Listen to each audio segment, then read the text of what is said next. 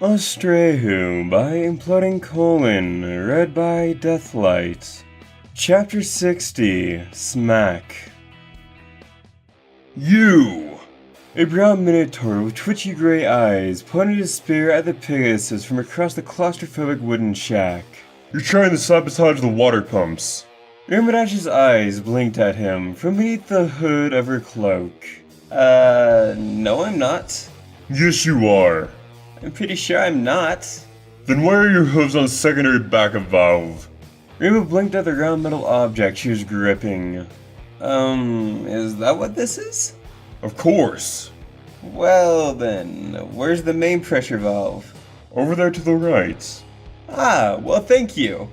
No! The air sang with the razor-sharp metal as the guard thrust the spear under Rainbow's muzzle.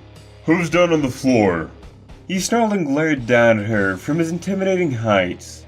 I'm not letting you sabotage the mining operations water supply on my watch. Who said I was sabotaging the mining operations water supply? Why else would you be here? Any reason but that.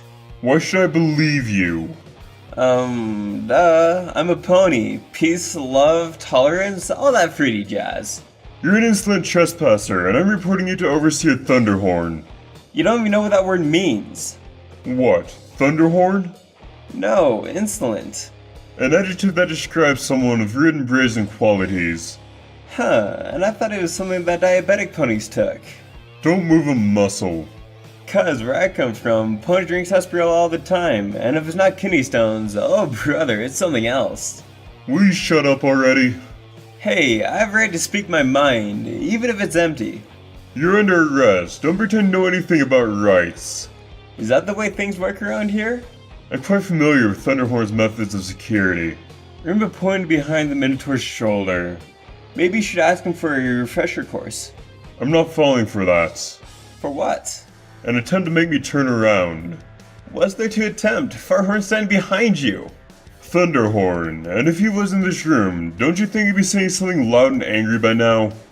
I doubt it. What with the scorpion that stung him in the lips? I don't know what you're talking about. He's totally swelling like a sea anemone right now. Is he really? The Minotaur glanced over his shoulder. Rainbow shot across the room, twirled her body, and bucked both legs across his chest. With a cry, the Minotaur collapsed against the wooden shack's door frame. Rainbow hovered above him with a smirk. Leave it to the Minotaur to not smell bullcrap but it shoveled to him. Ah heck! She dodged at the last second. The tossed spear sliced through her mane, cutting loose a few prismatic threads. I'm gonna rip you a new hay-hole. The Minotaur snarled, getting back to his hooves. Rainbow clutched her tummy in midair. Hey-hole, I like that. Mind if I borrow that? She lost all breath from her lungs as she was forced into a constricting armbar. How about a cup of sugar instead? I'm gonna deliver you to Thunderhorn in pieces.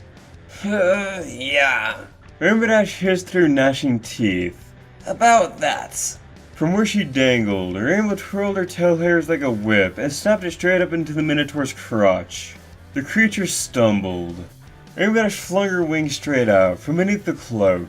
She offset her balance, already forcing the already teetering Minotaur to fall into an unwitting somersault. He rolled into the ground dizzily. Rainbow jumped up to her hooves and leered at him. Booyah, that would teach you to write checks that your horns can't cash. He reached up and backhanded her viciously. She flew back and slammed hard into a wooden wall. He got up, frowning with flaring nostrils. Rainbow winced, shook the stars out of her eyes, and reached up for her cloak. Shouting, he charged at her at full force. Rainbow Dash flung her cloak off, flew to the side, and flung the blanket full on into the Minotaur's face. Blinded, he stumbled awkwardly into the wall behind her. Toro! She grinned. Get it? 'Cause you're, He tore the blanket off and glared at her. Ah, crap, she said, sweating. He reached down into a pile of loose, rusted valves. Grunting, he flung them like murderous discs. She held her breath and flew every which way, dodging each successive blow with agile grace. After the last valve was tossed, she did a barrel roll, snatched the handle of an object in her tail hairs, spun her body around, and flung the thing back. Glaring icily, the Minotaur caught it in his naked teeth, bit his jaw down, and snapped the valve in half. He snorted and cracked his knuckles. Ermidash hovered, blinking at him. "Yeah, I'm out." She turned to fly away, only to feel him pulling her back by her tail hairs. "I'm going to turn you to glue, pony," he hissed, pulling her closer towards him. She flapped and flapped her wings, trying to fly out of his grip. If only I had a bit for every time I... She was forced into another chokehold. The veins in her eyes shone as she growled. "Dang it, why won't you let me finish a catchphrase for once?" With her last breath, she bucked her hooves, viciously uppercutting him. The Minotaur spun from the blow, teetered, then tripped over a piece of valve, and fell face first into a mess of pipes. The air rang loudly, then filled with a high-pitched hiss. "Dang it!" He grunted and groaned. Ermidash craned her neck to find out why. From ceiling level, she saw the Minotaur had fallen with his horns embedding into the thickest of the pipes.